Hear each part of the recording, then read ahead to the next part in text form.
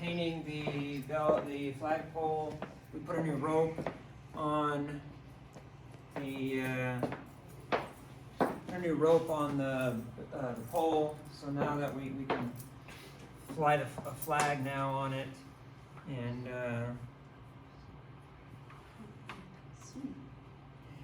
that's the view looking down about 35, 40 feet to the top of that. So that's what it looks like now. And then the sides are finished as well. The top has been refinished, new tar, new paper, plate, steel, all covered in. New rope on the belt cord as well, and that was all replaced. So they got that done. That was weathering. And 1 year ago, it looked like this. Walls inside, bathroom walls, and today it looks like that. The reason we took everything out was to fix those 3 windows, 2 in the lobby, 1 in the schoolhouse. The guy that we had through early last year fell apart, and we got a new guy, and he's going to be doing this in the depot as well when we do the windows. So they're still not done yet, but he's got them all finished in his shop right now. New wood frame, all that will be coming in here shortly. And then we'll do a repaint of the lobby probably.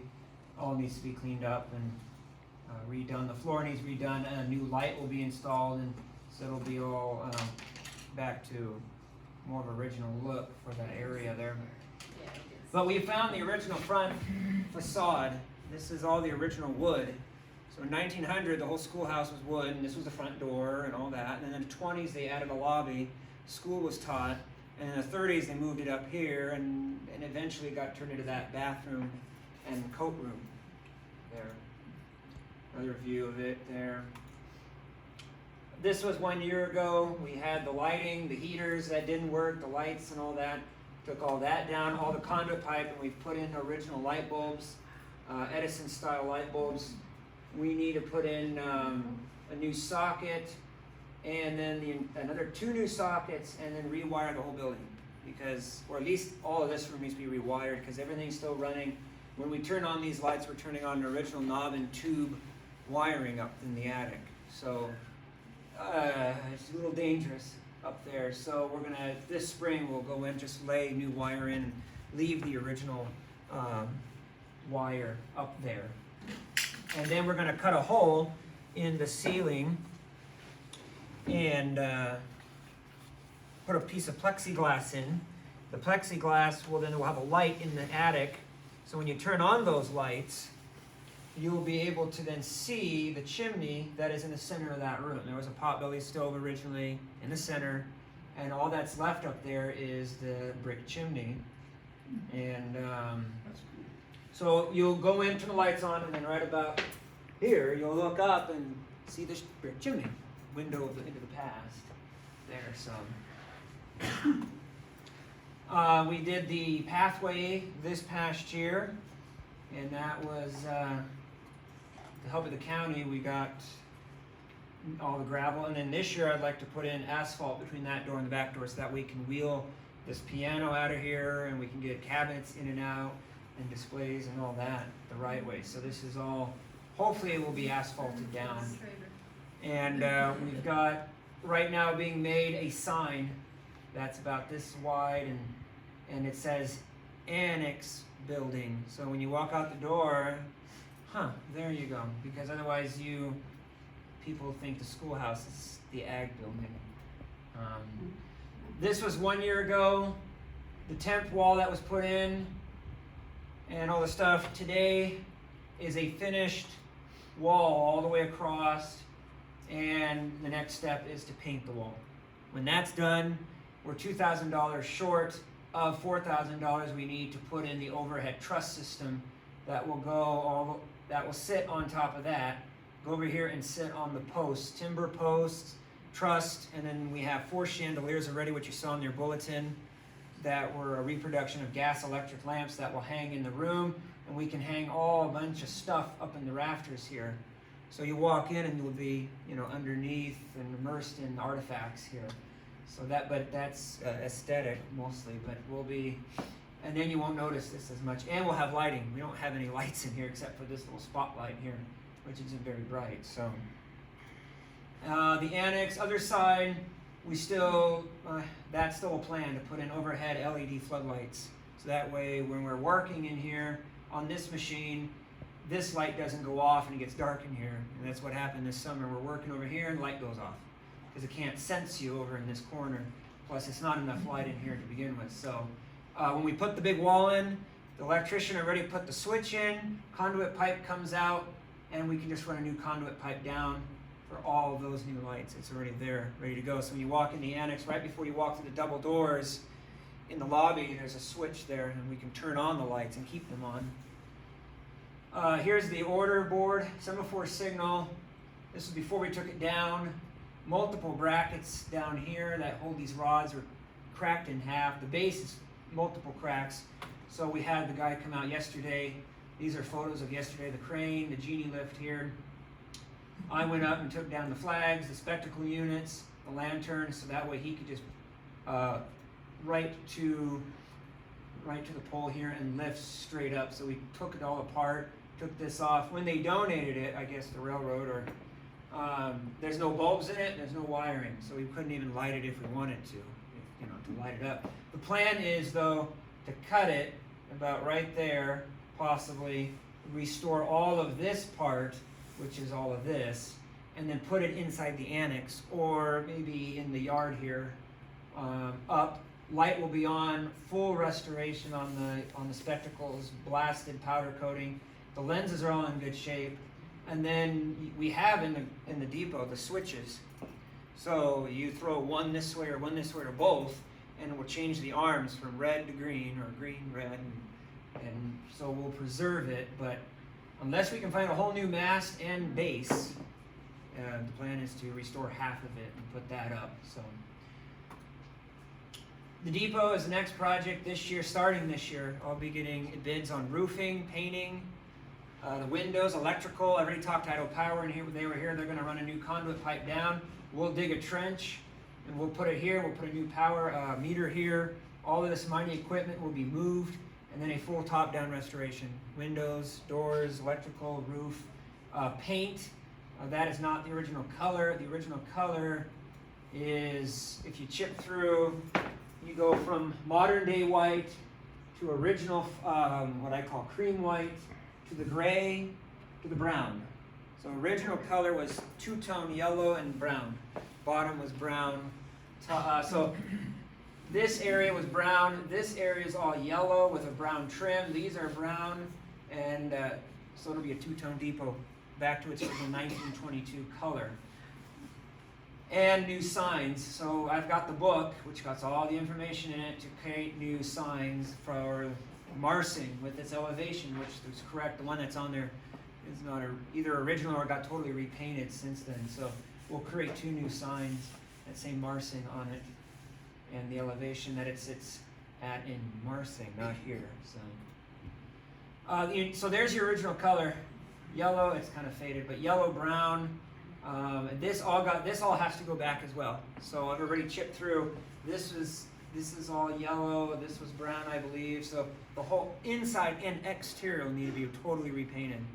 So the biggest cost of restoration at this point, I think, is going to be the paint on that, and then also chipping. How we're going to paint remove all the loose paint. And then there's those switches there for the order board. But all of this will get redone. But that's kind of the original paint right there, color. Hopefully we can have it almost done or done by 2022 for the 100th anniversary of the depot. Other close-up shots, the baggage room, window frames, all this will have to come out. All new wiring in here. We may do that in-house and then just have an electrician come in and plug it all in. And we'll add electrical boxes along these walls in here so we can run all our extension cords in and plug in during outpost days. Right now we're powering the depot the wrong way. We're powering it from the dead end and energizing it from the dead end in instead of from the feeder line in from our power box that was put on the depot when it was put here. So that's how we got the lights to turn on for the first time. So the stamp mill, we're gonna this spring, summer, maybe before outpost days, get this started, is tear the lawn out here all the way around, align with this corner and align with the front door here, And this will all be gravel. We'll have posts and chain, or the chain will be the original cable from the Guffey ferry. I know the guy in Guffey who has it all laid out, and he goes, you can have it all. So we might use the cable as part of that. And then all that mining equipment behind the depot, that's going in here. And then a guy, the HPC guy, he has an Arastra here, and he wants to donate all the rocks for it once it's set up. So this is the best place to set it up at this point, and we'll have that in the corner possibly. So this will be a little mining garden, mining area, and then it may be a sheet steel corrugated sheet roof to protect whatever is underneath coming off the stamp mill. So this will be it'll come out right to about where the grass goes up, where the old mobile home, if anyone remembers, used to sit right here. So this will be a new area for mining equipment by the stamp mill. Still need to do displays in here. That's all on the guide. It tells you when we're going to do the displays in here, which is not this year or next year, but would like to redo all these displays on one big panel, or all these pictures, all this text is on one panel, and it's plastic material that is meant for outdoor stuff, so it's not going to fade weather, especially it's in here. It'll be good for years to come. So, and redo all these cards, as you can see, they're warping from the weather, and they've held up a long time though. But that's still a plan. The overall museum outside is fine. The gutters are finally done and cleaned up and working well, thanks to Steve. And again, Steve has already redone all the restaining on the bottom half and this half, and then the whole thing will need to be restained. So we're getting there, protecting that. So if you walked in, you probably didn't notice it, but it's all darker now than it has been in this floor. This was last January, so. Inside the museum, we did all the lighting in here, so that's new. That's old, fluorescent, LED, fluorescent. The bathrooms, once we did, the hallway was, this is all LED, bright white. The bathroom was still fluorescent, and you could see under the door the light coming out, and it looked pea yellow coming in the bathroom. That's how warm those fluorescent, anyway. So everything in this room, the lobby, Vivian's office. This is the gift shop before. Bulbs burned out. Bulbs color matching was terrible in this place. Today, everything's on, everything's streamlined, and everything was paid for by the Department of Energy and Idaho Department of Energy and Mineral Resources. We didn't pay any of that, and that's, believe me, that was over $2,000 to do all these lights. Because we bought the lights thinking, well, as long as you have this kind of ballast, then you can use these bulbs because they play with each other, LED and the ballast work. Great, okay, I'll buy those. So I bought them. Me and Bob go in and we do Vivian's, the gift shop, and this hallway. And about an hour after, well, we got all the way to the end, and we go back, and all of a sudden, pow, pow, the lights go out. I'm going, oh, no. What happened was the bulbs fried the ballast, and the whole unit goes off. So we ended up having, I called the guy, Plaid Electric and Meridian, and all this deal. He says, return what you haven't used, whatever you've used, we won't take back because you've turned it on electrically. We don't know what you've done with it. So we didn't get that much. So we lost. So we got all that returned. Then me and Bob spent a week or two off and on, and we had to take every unit apart, cut the ballasts out, direct wire them for the hot and neutral, direct wire, then put the bulbs in, turn on the power. So it took a while, especially this room. So all these bulbs are now, so these will never be fluorescent again. There's no ballasts in the ceiling. So we got our money back. We purchased the new bulbs, which were more money than the other bulbs. So we were almost going to eat $600 worth, but I talked to the state and I said, well, things change. And then she goes, oh, well, just let me know on your sheet, resend it, and we'll pay for it. So it was free. We walked out with a free job. So now we're all up to at least LED and all done, and no have to replace bulbs. 1 year ago, this is what the saloon looked like. Now it looks like this today. Yeah, complete. I love doing that. Complete difference. Yeah. The piano, if you want to see it after the meeting, that's been here for decades. This unit is a 1906 player piano unit that was donated by the same people that donated our other player. This is mostly all, actually it is all original interior, exterior finish, and it has wooden fingers that sit above the ivory, and when you pump it, the wooden fingers strike the ivory. You know, so you could roll it up to any upright, and it would become a player unit. So, but it plays special 65 note rolls compared to the other unit plays 88 note rolls. So special rolls on that. But that's all. So we're looking at for this renovation, the ceiling and the lighting. The grid was $1,000, the ceiling was $1,000, and the lighting was just under $1,000. And this is a custom-made wagon wheel chandelier done by Hal, our bartender in here during Outpost days. Him and a friend welded all this up, put it together, and came down and we installed it. So turned out wonderful. 4 flickering lanterns. These track lights and these lights are all dimmable on separate switches, which now instead of going into a dark room, going behind the door to find the switch, you walk up to the door and you hit the switch now. So. And all the electrical was done by Lee Electric, volunteered, donated, all of it. So we didn't pay any to wire up all of this in here. So, and there'll be an L-shaped bar underneath the L-shaped track. That's why the pendant lights are ready to go to come down. And the plan is to put in a glass mirror in between here and here. About $300 for the glass mirror from Esquita Glass in Nampa. They'll deliver and install for free because we're a nonprofit. So that's a great deal. So eventually we'll have a glass mirror, back bar, full bar in front with wagon wheel seats, and the bar rail will be a piece of mine rail from Silver City. So, and the bar top will be pour resin. So we're going to put all kinds of trinkets in it, and then seal them in the bar. And then hopefully we'll put a kegger fridge and a tap on the bar, and then a refrigerator back here for the rest of the beer. So we'll be a full service beer saloon. So all business meetings will be held in here now. I see you got the spittoon ready. That's right, spittoon ready. Yeah. Betsy can clean that up.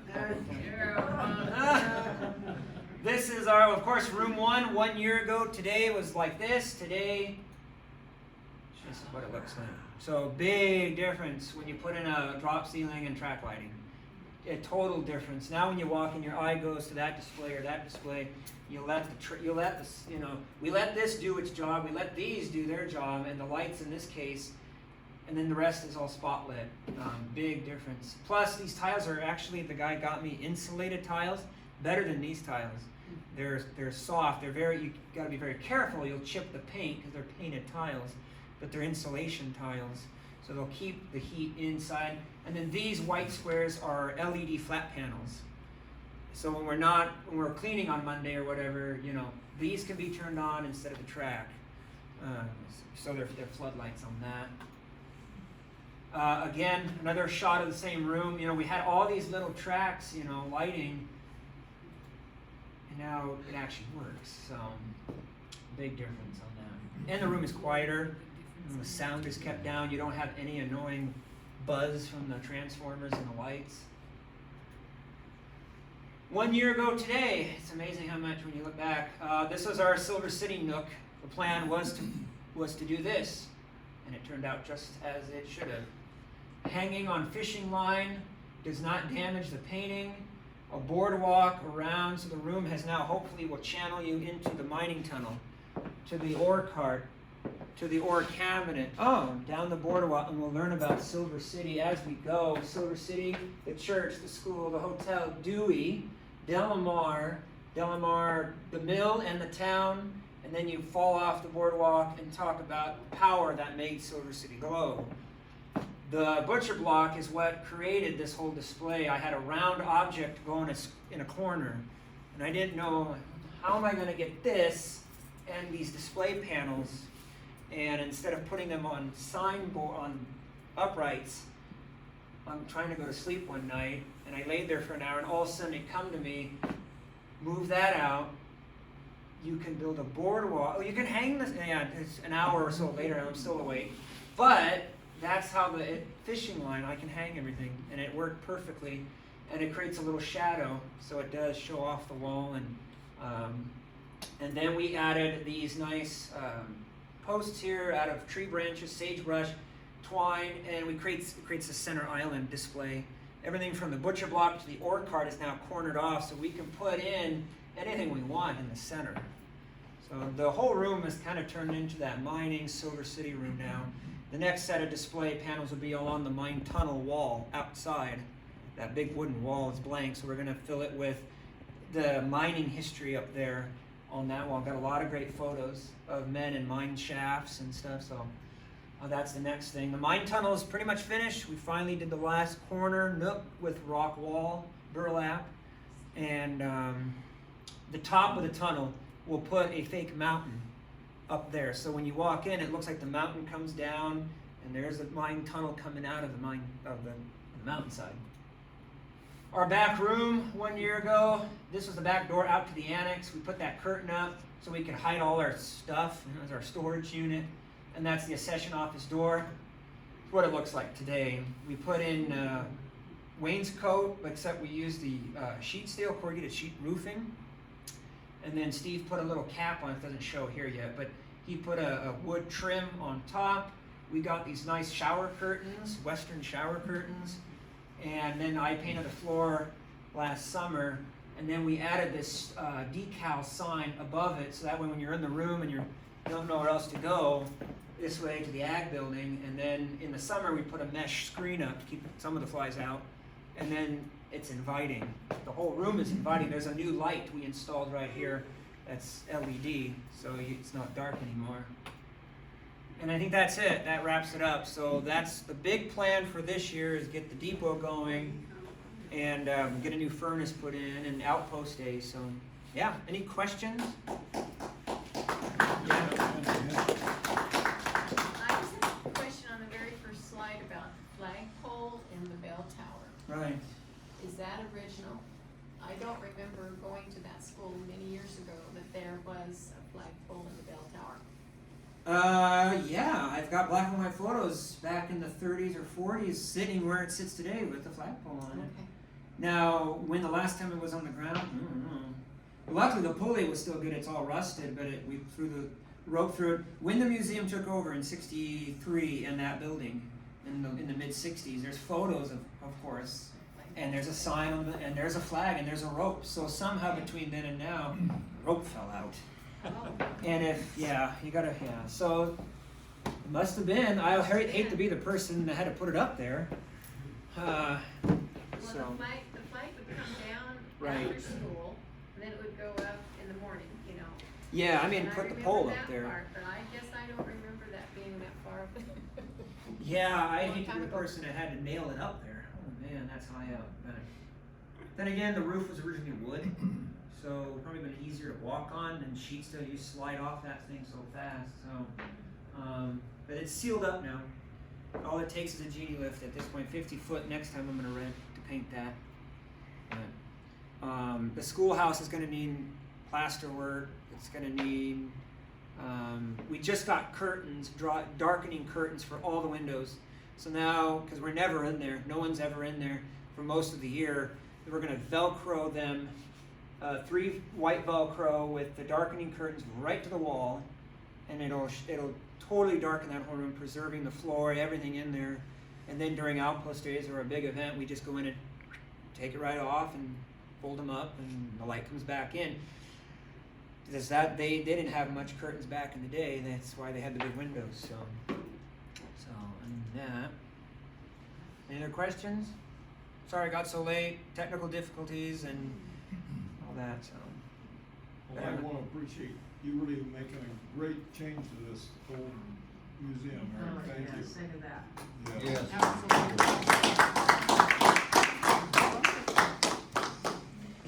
Excellent. So yeah, if you want to take those home as a project list, it gives you in the little squiggly line before the year. That tells you maybe 21. You know, maybe. That's an if. You like the exterior stucco schoolhouse to be determined 2022. You know, it's okay right now, but main thing is getting better lighting and doing all that in there electrical wise. And then there's been a suggestion about fire suppression in the museum, in all the buildings. We have no fire suppression except for a fire extinguisher. Now what was cool was when I went up in the attic of the schoolhouse, we found 2 glass fire extinguishers, the old carbon tetrachloride bottles, hanging, one on each end of the building. One is now in my office, which will go in a display case, locked, screwed on the wall in the schoolhouse so someone can look at it. And the other one's still up there, but I guess the idea was it's going to drop and put out your fire. But the whole attic is a tinder box, literally a tinder box up there. So there's pieces of the original wood, all of it's fallen in over the years. So I don't know about fire suppression at this point, and the people doing the windows suggested you need a heater. This is why you've got the issues you've got inside the windowsills, because you've got cold, hot, cold. There's no steady heat in there in the wintertime. But then now comes the question of what kind of heater, what's going to be safe to run overnight without someone tending to the heater. You don't want it to, cause fire. So yeah, those are all some issues that, needs to be looked at. Especially, well, what about the museum? There's no sprinkler system in here. So, what is that going to cost to plumb in something for fire suppression in this building? I have probably a lot of money, I can't imagine, but, things to think about. So, right now, the project I wanted to start this winter, which is slowly getting here, is to clean out the clothing vault. It is full, and everything is wedged tight on plastic hangers. That's terrible. They should be hung, if they're hung, on padded hangers that makes the dress feel like it's on the shoulders, not on, it's stressing it. So now we're going to take everything out, photograph, determine if it's good to keep, if it's not, too destroyed. Photograph, accession it in the computer, box it up, wrap it up, put it on a shelf in the same vault, and it'll all be stored properly and then, flat. So that's the big push. But as soon as you say, oh, a session box or acid-free paper, the price will double. So it's not cheap.